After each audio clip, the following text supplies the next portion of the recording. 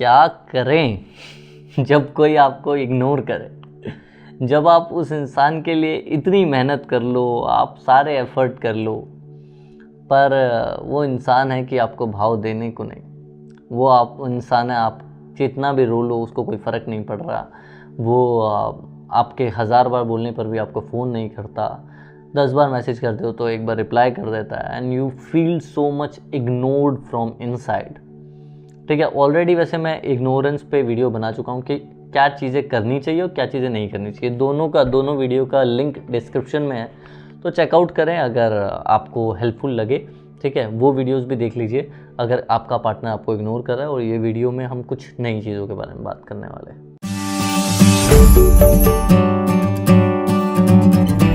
तो 2 रीज़न है।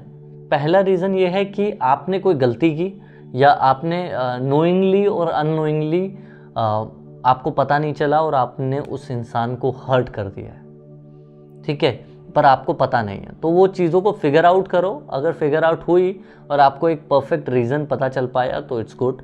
ठीक है, तो उन रीज़न पे काम करो और सिंपल सी बात उसे जाके बोलो सॉरी, और you can discuss about those things और वो चीज़ें सॉर्ट आउट हो जाएंगे। This is as simple as that. पर दूसरी चीज़ कि आपने कुछ भी नहीं किया, आप जैसे थे आप वैसे ही हैं, पर फिर भी वो इंसान आपको इग्नोर कर रहा है। आपको समझ में नहीं आ रहा है कि क्यों ऐसा हो रहा है। आपको बहुत सारे सेल्फ डाउट आ रहे हैं कि यार मेरी वजह से तो ऐसा नहीं हो रहा, मैं अच्छा नहीं दिखता, या उसको कोई और मिल गई है, वो किसी और से बात तो नहीं कर रहा, क्या उसको कोई परफेक्ट मिल गया या कुछ है।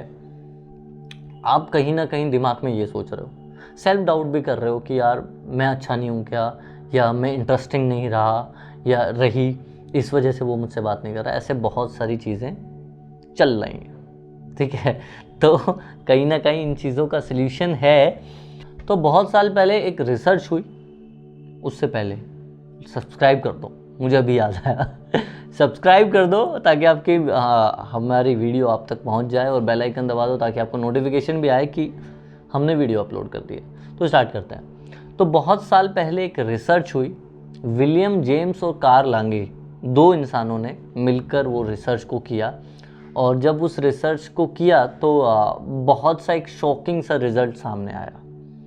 वो रिज़ल्ट ये था कि कोई भी इंसान अगर आपको इमोशंस नहीं जनरेट हो रहे हैं, एक्चुअल में वो इंसान आपको इग्नोर क्यों कर रहा है, क्योंकि उसमें अब आपको लेकर कोई इमोशन ही जनरेट नहीं हो रहे। ठीक है, आप चाहे उसके सामने रो रहे हैं, हंस रहे हैं, गिड़गिड़ा रहे हैं, कोई इमोशन जनरेट नहीं हो रहे उसके अंदर। और कार्ल लांगे और जो विलियम जेम्स हैं, उनकी ये थ्योरी, जिसे थ्योरी ऑफ इमोशंस कहा गया, ठीक है, इसमें ये सामने आया कि कहीं ना कहीं जो भी आपकी इमोशंस निकल के आते हैं, इमोशनल रिएक्शंस होते हैं, वो एक्चुअल में बहुत ज़्यादा कनेक्टेड हैं आपकी फिजिकल अपीयरेंस से।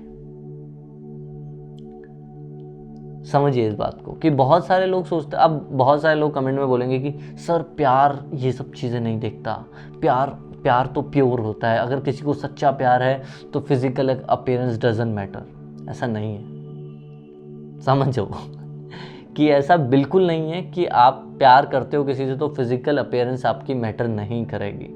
एक्चुअल में डायरेक्टली और इनडायरेक्टली जब वो इंसान, आप किसी खूबसूरत इंसान को देखोगे, एक्चुअल में आपके अंदर से इमोशंस निकलेंगे। अब वो हर टाइप के इमोशंस होते हैं, पर एक अट्रैक्शन आपको उस इंसान की तरफ लेके जाएगी और you feel interested to talk to that person. That is as simple as that. तो उन्होंने क्या बोला कि हमारी जो फिजिकल अपीयरेंस है या फिजिकल कंडीशंस हैं, उसके ही कहीं ना कहीं रिफ्लेक्शन में हमारी इमोशनल जो भी चीज़ें निकल रही हैं उस इंसान के लिए, वो निकलती है। तो फर्स्ट थिंग, मैं 90% ऑफ द चांस जिन लोगों को भी कोई इंसान इग्नोर करता है वो अपनी फिजिकल अपीयरेंस पे ध्यान नहीं देते। ठीक है, तो मोस्ट ऑफ द टाइम मैं ये नहीं बोलूँगा कि सब लोग, उसमें कुछ और कंडीशंस भी हैं, बट अगर आपके केस में ये है तो आप पे ये ज़रूर अप्लाई होता है, नहीं है तो आगे भी हम और चीज़ों पे भी बात करने वाले हैं, वो चीज़ें शायद आपके लिए एप्लीकेबल हों। पर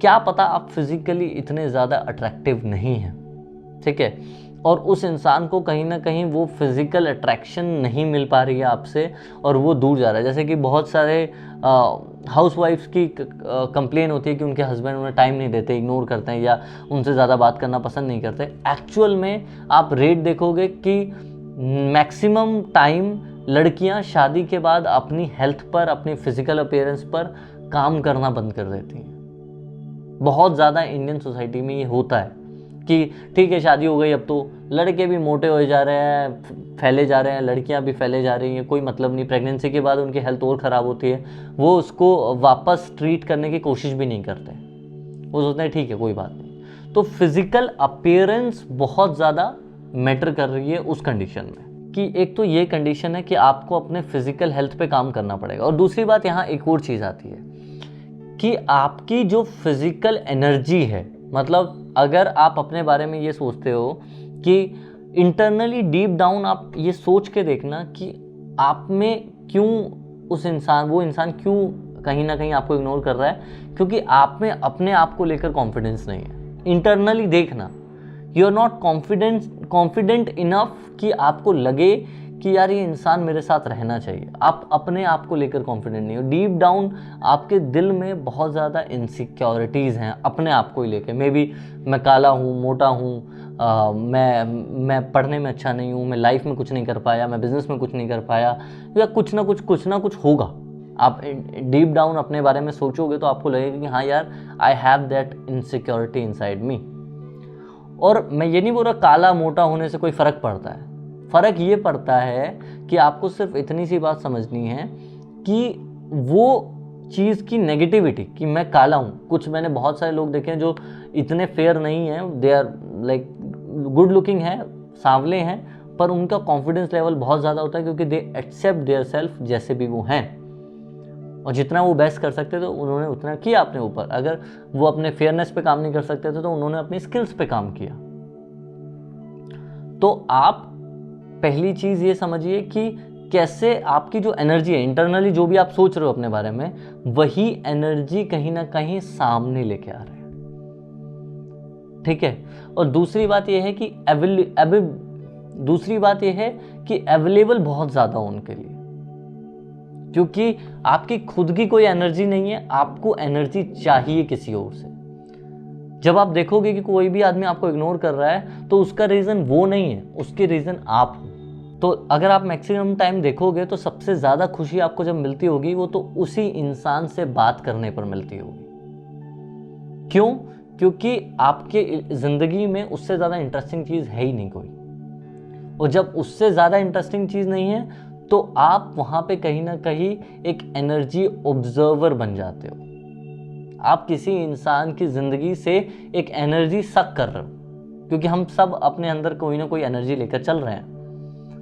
जैसे कि अगर मैं बहुत सारी चीज़ों में इंटरेस्टेड हूँ और मैं समझिए कि हम एनर्जी को ना बना सकते हैं ना बिगाड़ सकते हैं। हमने अपनी बचपन में 7th 8th की बुक में पढ़ा होगा, ठीक है। बट क्या चीज़ है, हम एनर्जी चीज़ों से लेते हैं। जैसे कि हमने कोई एक्सरसाइज की तो we feel energy inside us, ठीक है। और वो एनर्जी से, देखो छोटा सा एग्जांपल लेते हैं कि अगर मैं एक्सरसाइज करके आया और एनर्जी मेरे अंदर एक हैप्पीनेस की है और मैंने क्या किया, खाना मुझे दिया गया और मैंने वो खाना कहीं ना कहीं अच्छा था, मुझे अच्छा नहीं भी लगा बट मैं खुश था, नॉर्मल खाना था वो, मैंने खाया और मैं खुश था और मैंने ऐसे ही बोल दिया मम्मी को कि मम्मी खाना अच्छा बना है, ठीक है। तो मम्मी वो एनर्जी खुश हो गई, फिर वो सबको अगले दिन या वो शाम को सबको और अच्छा खाना बना के खिलाएंगी और सब लोग खुश हो जाएंगे घर में क्योंकि अच्छा खाना मिला।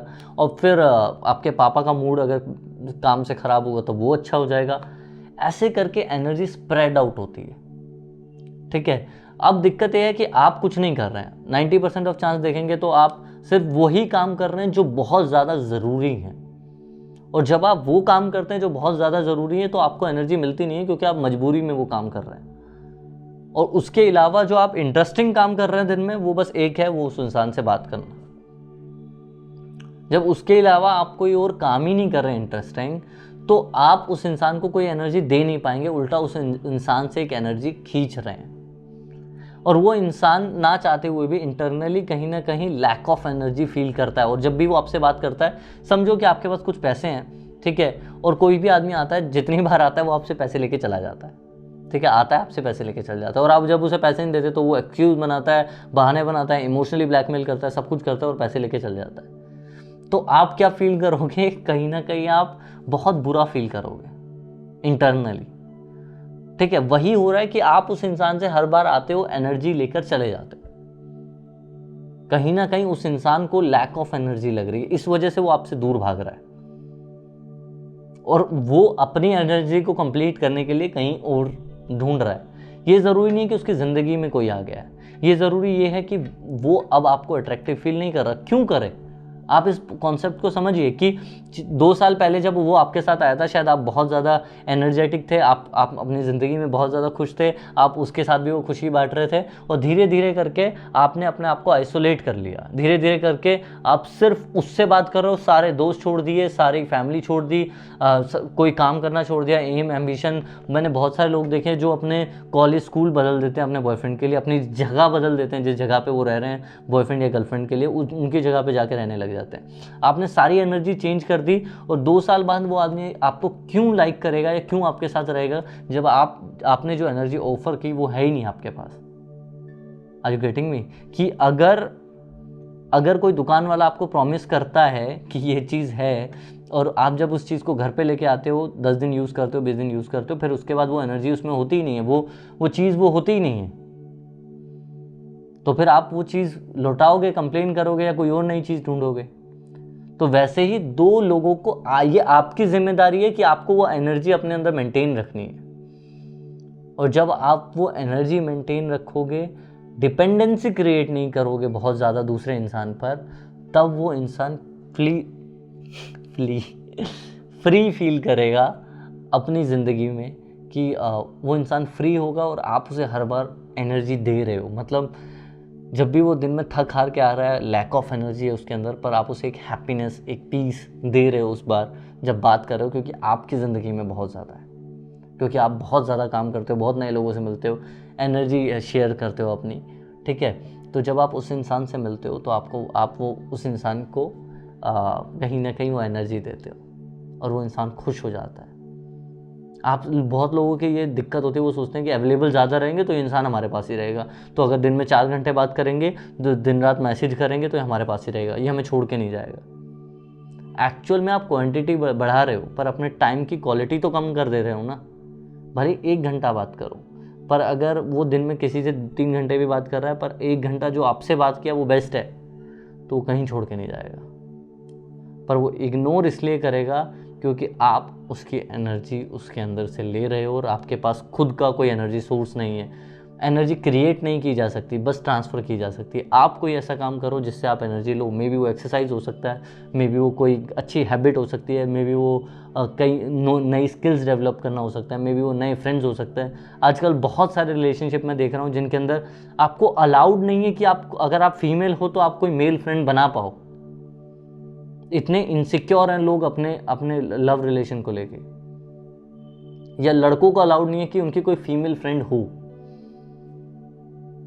तो आप वो एनर्जी कहाँ से एक्सचेंज करोगे? कुछ रूल्स बनाओ कि यार मेरे ये रूल्स हैं रिलेशनशिप के, if you want to be with me then great, other it's okay. और जब आप खुद में पूरे होते हो ना, जैसे मैंने इंस्टाग्राम पे भी एग्जांपल दिया था, जो लोग मुझे इंस्टाग्राम पे नहीं जानते वो इधर मैं बता दूं कि चाय अगर बहुत अच्छी बनी है, ठीक है, चाय अच्छी है, तो उसमें अगर इलायची या अदरक डालोगे तो उसका टेस्ट बढ़ जाता है, वो और खूबसूरत लगती है और टेस्टी लगती है। पर अगर चाय ही अच्छी नहीं होगी तो उसमें जितना इलायची या अदरक डालते रहो उसका टेस्ट नहीं बनने वाला, ठीक है। So I think this video is really help you out. थोड़ी लंबी वीडियोज़ बना रहा हूँ आजकल मैं, ताकि आप लोगों को एक लंबे टाइम तक हेल्प करे। और शॉर्ट वीडियोज़ के लिए आप इंस्टाग्राम पे फॉलो कर सकते हैं, नीचे इंस्टाग्राम हैंडल है, सब्सक्राइब कर दीजिए, लाइक कर दीजिए। कोई भी इस वीडियो के रिलेटेड क्वेश्चन हो या नेक्स्ट वीडियो किस टॉपिक पे होनी चाहिए वो आप बताना चाहते हो तो कमेंट करें, और थोड़ा प्यार दिखाएं कमेंट में, मुझे अच्छा लगता है। शुक्रिया, जय हिंद, जय भारत, लव यू ऑल।